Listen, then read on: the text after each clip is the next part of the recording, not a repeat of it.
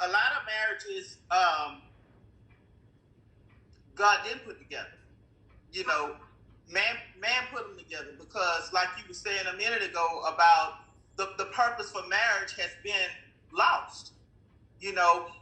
Just like the purpose of the church has somewhat been lost, because the church has ceased to be a place of worship and communion with God, and began to be a place of business.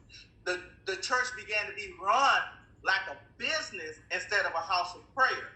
And so marriage is kind of following suit when you think about it, because we make preparations for divorce before we even get married.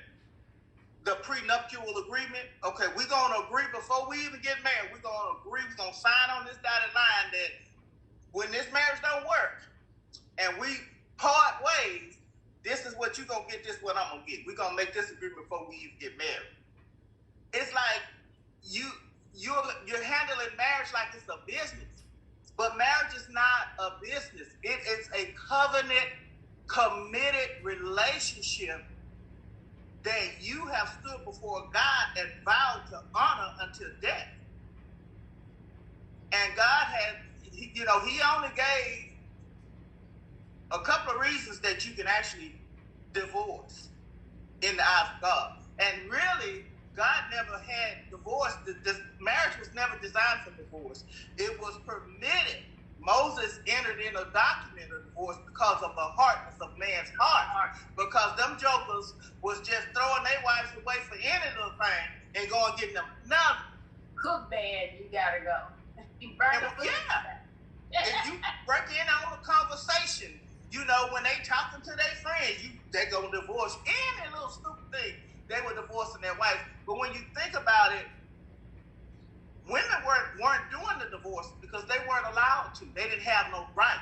So it was the men that were divorcing the women. And it had become such an epidemic that Moses wrote a law of divorcement and to protect the woman in that situation. Because when you think about it, she done been given in marriage. Because you didn't have no say. You didn't have no say back then. You were given in marriage, as a virgin to this man. And they were so strict about you being a virgin back then. Yes, to be outside. They said the priests and the parents, the whole community stood outside the tent while the bride and groom went into the marriage bed and waited on the sheets. And if them sheets came out clean, somebody was gonna die.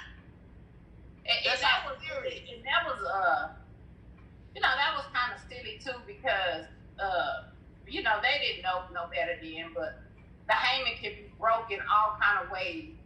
Mm-hmm. It can be broke in all kind of ways.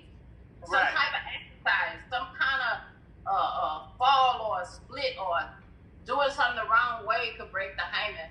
So there's a lot of women that was probably accused of not being virgins because that their hymen had been broken. That's a whole other story.